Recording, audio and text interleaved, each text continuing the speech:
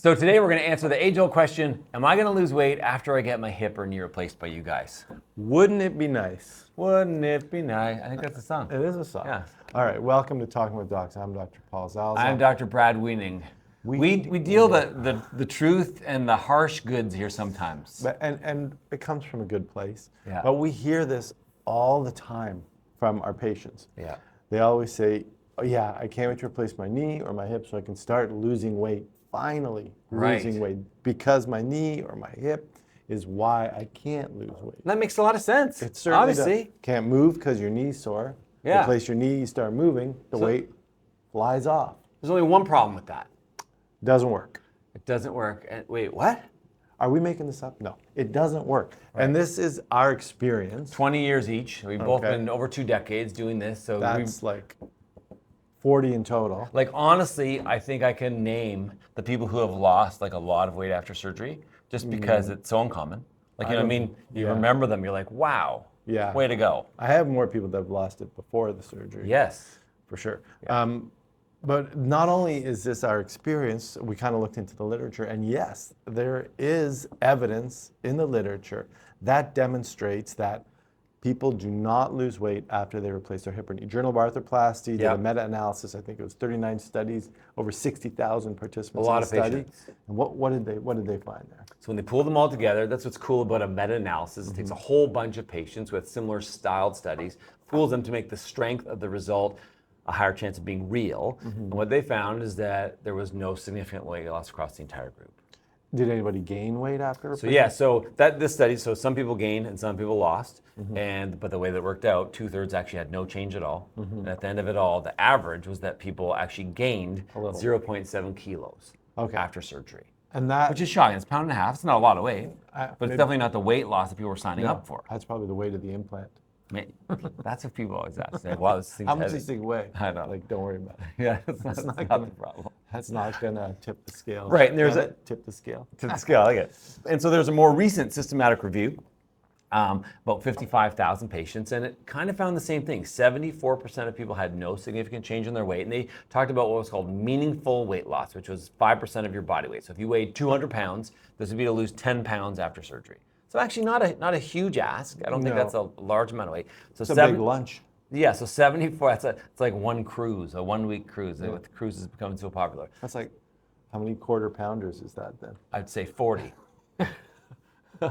Save for condiments and other stuff. Okay, so 74% of people didn't lose any weight. 13% lost meaningful weight, so lost more than 5% of their body weight. But 12.5% gained more than 5% of their body weight. Okay. So even worse. So they got their knee replaced and then they actually gained weight. And it's so counterintuitive. Yeah. Why is this happening? Why? I mean, our patients are smart. You know, you guys are so smart. You come in and it's very logical to think that, yeah, I should lose weight once you remove this impediment to my mobility. Right. Why doesn't it happen? So I think we lose focus of what the purpose of a joint replacement is. So joint replacement is very successful at reducing your pain, which it does. And this allows you to climb the stairs easier, walk longer distances with less pain, stand for longer periods of time with heavy pain, and doing your normal daily activities with less pain. But what it doesn't do is 2 things. It does not change your desire to exercise typically. Right. I mean, occasionally, yes, but it will not make you all of a sudden an active person if you not historically had been an active person. And the other thing it doesn't do, it doesn't change your metabolism. No. And that's key, because weight loss, weight gain, the weight issue is incredibly complex. It's not as simple as, eat less, move more.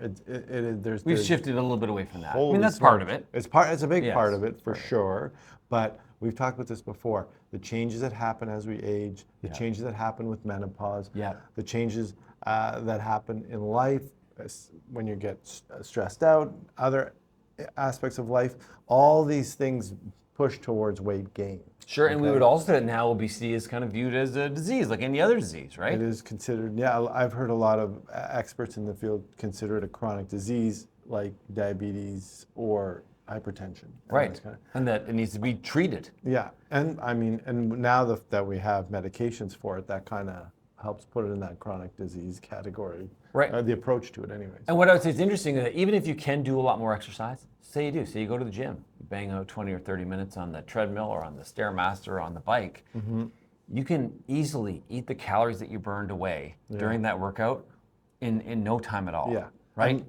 The good news what that speaks to is how efficient the human body is It's at very using energy. Yes, and what I would say is that you can't outrun a bad diet. You've said that before. Right? And I think it's real. So I'd say the mainstay of weight loss is nutrition, like eating healthy food. So, mostly real food, trying to avoid highly processed food that are often also calorically dense. So that's part of it, not overeating if you can do that. Right.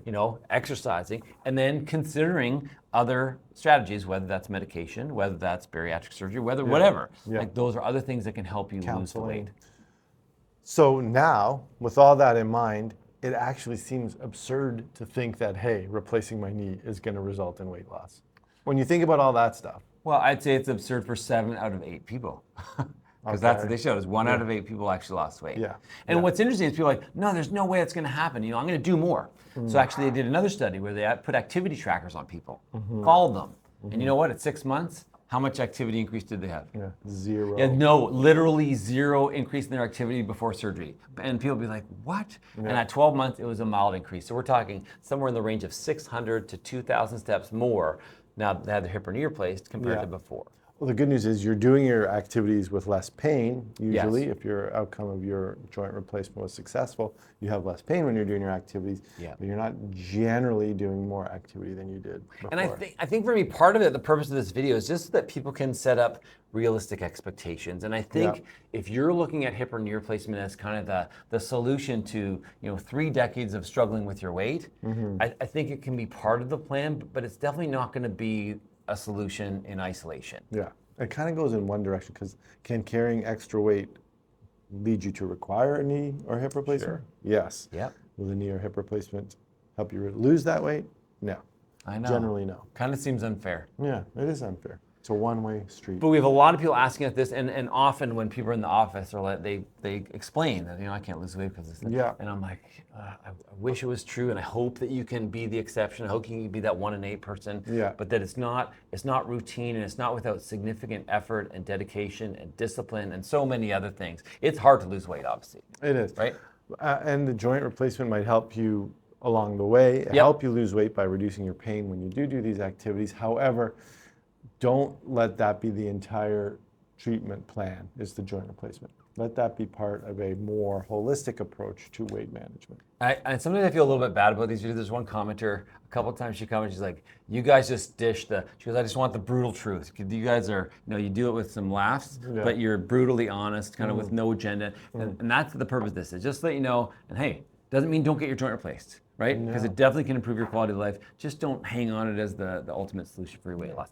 If you like this video, please like it, subscribe to our channel, share your comment or your experience if you've had your joint replaced and whether or not you lost or gained weight. Yeah, because there's 1 in 8 of you out there where it did happen, so let's hear about it. Yeah. But there's also 1 in 8 out there who gained weight. Yeah. Then a bunch of you, and it just didn't change. Yeah. Now you know. Remember, you are in charge of your own health. We'll see you next time.